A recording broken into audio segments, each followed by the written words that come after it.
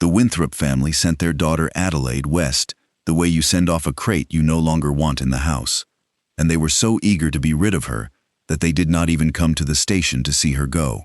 It was the autumn of 1876, in a fine, tall house in Philadelphia, and Adelaide Winthrop was 26 years old and, by the reckoning of her own family, a problem that had gone on too long. She was the daughter of the first Mrs. Winthrop, dead these 15 years, and her father had remarried a sharp, ambitious woman named Vivian, who had daughters of her own, to launch into society, and no use whatsoever for a plain, bookish stepdaughter cluttering up the marriage market. Adelaide was not pretty enough, not sweet enough, not pliable enough. Worse, she was clever, cleverer than any of them, with a head for figures and business that a young lady was not supposed to have and that made the drawing-room gentleman uneasy. At 26, unmarried, she had become in Vivian's eyes an embarrassment and an obstacle, a spinster aunt in the making who would shadow the younger girl's prospects and eat at the family's standing for the rest of her life. So Vivian Winthrop found a solution, and she dressed it up as a kindness. There was a matrimonial agency that placed Eastern women with Western men. A rancher out in Wyoming Territory had made an inquiry. It was, Vivian announced to the family as though bestowing a gift, a wonderful opportunity for dear Adelaide to have a home of her own at last, out west, far away, where the air was said to be very healthful. The passage was arranged and paid before Adelaide was fully consulted.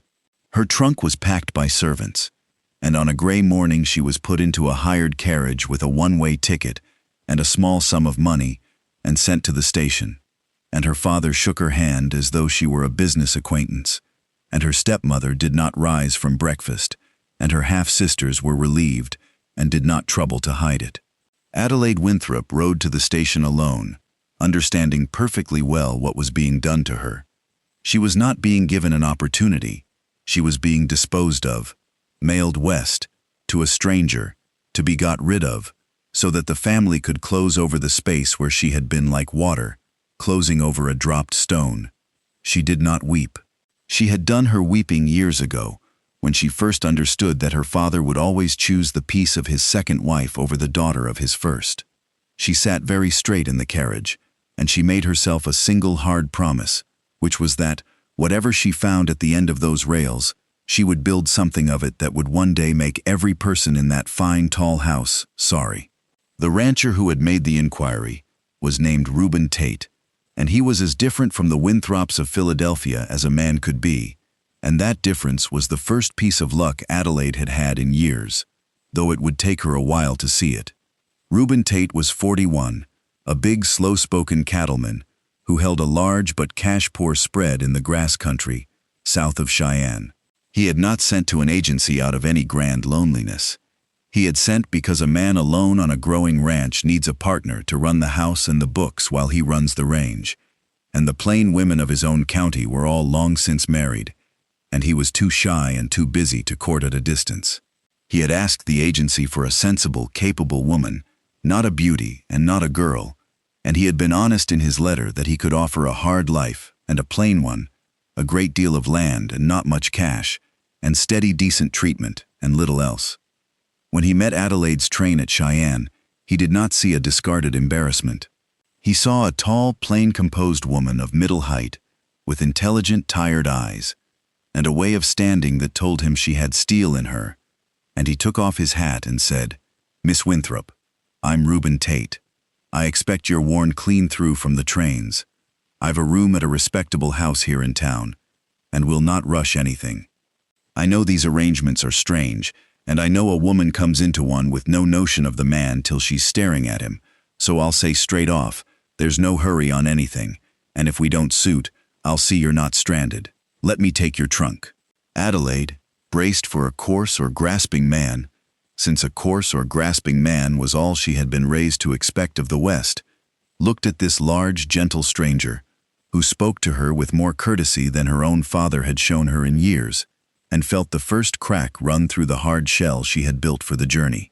"Thank you, Mr. Tate," she said, and then, because honesty was one of the few possessions no one had been able to take from her, she added, "I should tell you, so you are not deceived. My family did not send me west for my happiness. They sent me to be rid of me. I am the plain, clever, inconvenient one, and they wished me gone. I tell you this so you know exactly what has arrived on your platform. A woman nobody wanted. Reuben Tate considered that a moment, holding her trunk. Well, ma'am, he said at last, their loss is a foolish one, and I've never minded profiting from another man's foolishness. Clever and plain sounds like exactly what I asked the agency for. Come on out of the wind. Adelaide Winthrop had one gift above all others, a gift that had made her an embarrassment in a Philadelphia drawing room, and within a month of arriving at Reuben Tate's ranch, that gift began to change everything. She had a head for money and management, the like of which Reuben had never seen. In Philadelphia, it had been a thing to hide, an unwomanly oddity that frightened suitors and annoyed her stepmother. Out here, Reuben Tate simply handed her the ranch's tangled books one evening, half apologizing for their state, and asked if she might make sense of them, and Adelaide fell on those ledgers like a starving woman on bread. Here at last was a use for the thing she was. Here was a man who did not flinch from her cleverness, but was frankly grateful for it. Within that first month, she found that Reuben, land-rich and cash-poor, and no hand with figures, had been quietly bleeding money for years. The cattle buyers had been shorting him. The freight contracts were robbery. He was paying interest on a note he could have cleared 2 seasons back if anyone had been watching the sums. Adelaide watched the sums. She renegotiated the freight. She caught the buyers and set them straight. She restructured the note. And she began, cautiously, to see something in that big cash-poor spread that Reuben, too close to it and too busy, had never seen. She saw that the land itself, the great sweep of grass he held, was worth a fortune to a person who understood what was coming to that country. And Adelaide, who read every newspaper and journal she could get, understood exactly what was coming. The railroads, the eastern beef markets, the land boom that any clever person reading the papers could see gathering like weather. Mr. Tate, she said one evening, laying a sheet of her figures on the table between them, you are a far richer man than you know. You have simply been managing a fortune as though it were a subsistence. If you will trust me, and give me a free hand with the books and the buying and selling, I believe I can make this ranch one of the great outfits of the territory. I cannot promise it, but I can see the road to it as plain as I see this table, and no one else in your life is looking at that road, because no one else was raised doing sums they were told to be ashamed of. Reuben Tate looked at the sheet of figures, and at the composed, clever woman who had made it, and he made the smartest decision of his life. It's your free hand, he said. Have at it. I'll run the cattle. You run the money. Seems a fair division to me. They married that first winter, quietly, in the church at Cheyenne, and it is worth saying plainly that they married as partners before they married as sweethearts, and that the love, when it came, grew up out of the respect and was the stronger for it. Reuben had asked her carefully, making clear it was hers to refuse. Adelaide, he had said, I'll not pretend this started as a love match, and I'll not insult you by claiming otherwise, but I have never in my life respected anyone the way I've come to respect you these weeks, and I find I would rather have a true partner I esteem than a pretty stranger I'd have to guess at. If you'd marry me, I'd count myself fortunate, and I'd treat you as an equal in all things, your name on everything, your voice in every decision. If you'd rather keep it a working arrangement, that stands too. You choose. And Adelaide, who had been sent west as a parcel, and had found instead a man who offered her a full and equal share in a life, chose to marry him, and did not regret it a single day. The love came, as she had suspected it might, growing quietly through the long winter evenings of working the book side by side, through Reuben's steady kindness and his frank delight in her mind, through the slow, astonishing experience of being valued for the very things that had made her unwanted. By spring she loved him plainly, and he her, and the marriage of convenience had become, without either of them quite marking the day, a marriage of the truest kind. There is a line of Susan B. Anthony's, who fought her whole life for exactly the thing Adelaide had been denied, that fits Adelaide Tate, as well as any words ever fit a woman. Independence is happiness, Anthony said. Adelaide had never been allowed a scrap of independence in her father's house, had been managed and disposed of, and told to be smaller than she was. Out on the Wyoming grass, given a free hand at last, she discovered that Anthony was exactly right, and that the happiness of standing on her own competence was a thing no Philadelphia drawing room could have imagined offering her. Over the next 10 years, Adelaide Tate built the Tate Ranch into one of the great cattle and land fortunes of Wyoming Territory, and she did it with her mind, and the territory watched it happen with astonishment. She had seen the land boom coming, and when it came she was ready. She bought grass and water rights when they were cheap, and men laughed at her for it, and held them until they were dear, and the same men came begging to lease.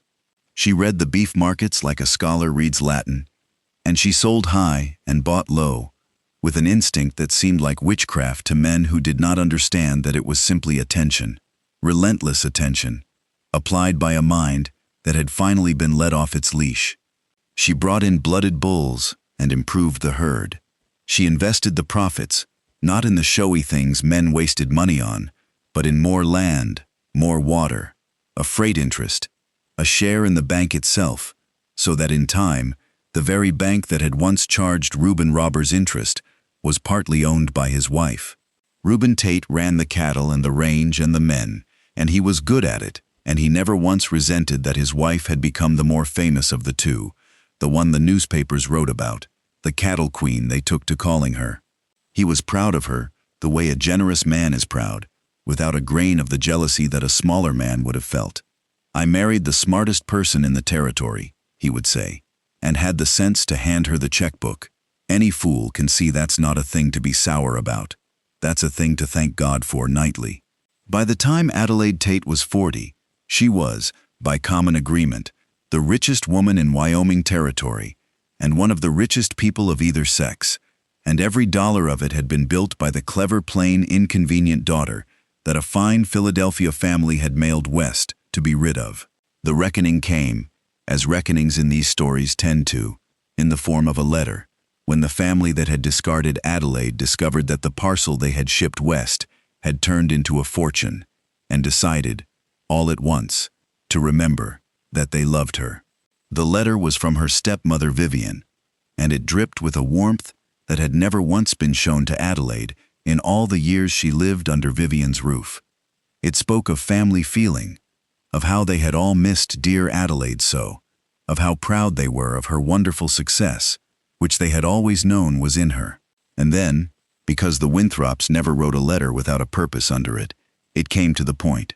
The family had suffered some reverses. Adelaide's father had made poor investments. The fine, tall house was mortgaged.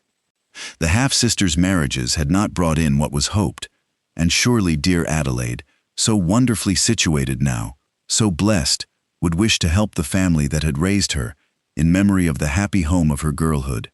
Adelaide Tate read that letter twice, at her own desk, in the office of a ranch that a Philadelphia drawing room could have fit inside a dozen times, and she felt many things, and she took her time sorting through them, because she was not a woman who acted on the first hot feeling. Reuben found her with the letter. "News from home?" he asked. "News from the people who mailed me away," Adelaide said. "They're broke, and they've remembered they love me, and they'd like some money." She set the letter down. "The happy home of my girlhood," Vivian calls it. "The home where my father shook my hand like a stranger, and no one came to the station." She was quiet a moment. "I have been waiting 11 years to know what I'd do if this letter ever came. I made myself a promise the day they sent me off, that I'd build something that would make them sorry. Well, here's sorry, in my hand, asking for money. And now I find I have to decide what kind of woman all this has made me." Adelaide Tate thought about that letter for 3 days, and the answer she arrived at surprised even her, and it is the truest measure of what she had become out on the Wyoming grass, so far from the people who had thought her worthless. She could have crushed them. She had the means. She could have written back a cold letter enumerating every slight, every closed door, every year of being made small, and let them drown in the debt they had earned. There was a version of Adelaide, the one who had ridden to the station 11 years before with a hard promise in her heart, that wanted exactly that, and wanted it fiercely. But 11 years of being loved and valued had done something to that hard promise. She had learned, from Reuben Tate and from her own hard-won independence, that the people who build things are not the people who spend their lives nursing old wounds, and that the sweetest revenge on those who called you worthless is not to ruin them, but to become so plainly, undeniably worth more than they ever were, that the comparison shames them without your lifting a finger. So Adelaide wrote back. She did not gush, and she did not pretend the past had not happened, because she had never learned to lie and would not start now. She wrote plainly. She wrote that she remembered exactly how and why she had been sent west, with no illusions, and that she held it as a fact and not a grievance. She wrote that she would not fund Vivian's society or her father's bad investments or her half-sister's vanities, but she wrote that she would do this. She would pay off the mortgage on the house, once, in full, so that her father would have a roof in his old age, because whatever he had been to her, she would not be the kind of woman who let an old man lose his home. And she would set up a modest annuity for him, administered by her lawyers, that Vivian could not touch. And that was all, and it was final, and it was offered not out of the family feeling Vivian invented, but out of Adelaide's own decision about the kind of person she intended to be. "I will not be made small by them again," she told Reuben, sealing the letter. "And I will not become small myself by grinding them into the dirt, however much a part of me would enjoy it. I will help my father keep his roof, because that is who I have decided to be, and I will do it from a height they can never again pretend I don't occupy. Let that be my answer. Let the size of what I've become be the whole of my revenge." A year after the letter, one of the half-sisters came west in person, the youngest, named Genevieve, and her visit closed the account between Adelaide and her old family in a way no letter could have. Genevieve had been a child when Adelaide was sent away, and had absorbed her mother's contempt second-hand, and she came west half expecting the coarse, hard place and the coarse, hard sister that Vivian's stories had painted. What she found instead unmade every notion she had carried. She found a great ranch running like a fine watch. She found servants and cowhands who spoke of her sister with a respect that bordered on awe. She found Reuben Tate, courtly and kind, who plainly worshipped his wife. And she found Adelaide herself, poised and powerful and entirely at ease, the cattle queen the papers wrote about, who received her discarded family's emissary with a cool courtesy that held no cruelty, but no false warmth either. Genevieve, who was not a bad young woman, only a thoughtlessly raised one, stayed a month, and somewhere in that month she came to understand the full shape of what her family had done, and she was ashamed. "We were told you were the difficult one," Genevieve said to Adelaide on the last night, tears standing in her eyes. "The plain, difficult, unmarriageable one. Mother said it so many times I never once questioned it. And I come out here and find you are magnificent, Adelaide. You are the most impressive person I have ever met, man or woman, and we threw you away. We mailed you across the country like something spoiled. How do you not hate us? How are you being kind to me at all?" Adelaide looked at her young half-sister a long moment. "Because they mailed me west to be rid of me," Adelaide said, "and in doing it, without meaning to, they set me free. If I had stayed in that house, I would have withered into exactly the bitter spinster aunt your mother feared, small and sour and dependent, my whole life. Instead, I was sent to a man who valued the very things they despised in me, in a country big enough to let me be as large as I actually am. They meant it as a discard. It turned out to be the only true gift they ever gave me, though they'll never understand that, and I'll never expect them to. I don't hate you, Genevieve. I'm free of you. Those are different, and the second is far better, and it is the whole reason I can pour you a cup of coffee and mean you no harm."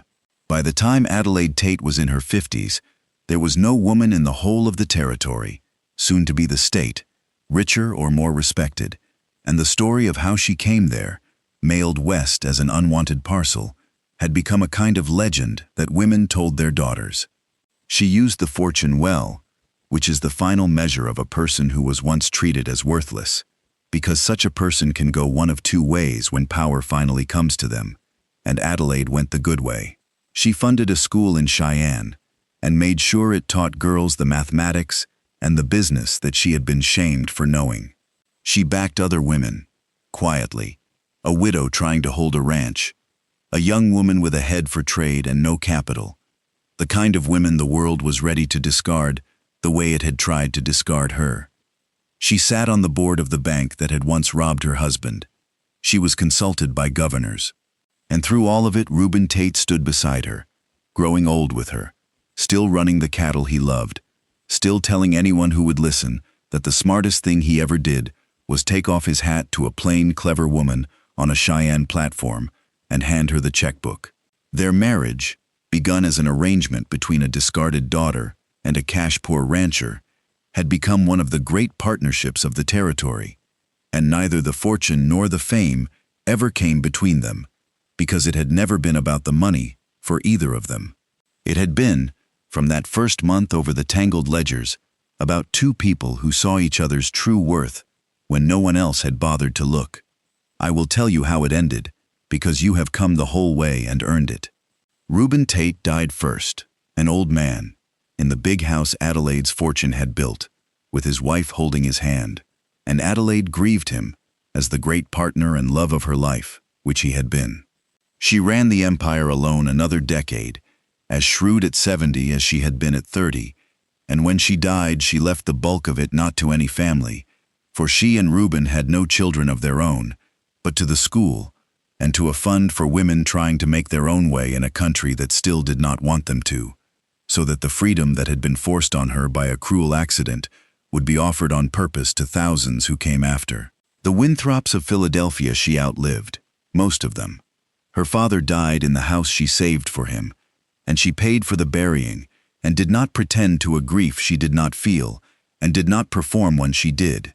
Genevieve, the half-sister, she stayed in touch with to the end, the one thread of the old family worth keeping, and Genevieve named a daughter Adelaide, and that Adelaide grew up on the true story.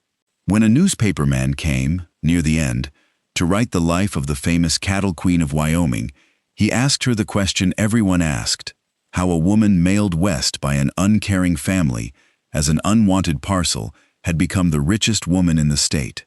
And Adelaide Tate, old and clear-eyed, gave him the answer she had spent a lifetime earning the right to give. "They did not send me to a fortune," she said. "They sent me to be rid of me. That was the whole of their intent, and I'll not let anyone soften it into something kinder, because the truth is, the more remarkable for being hard.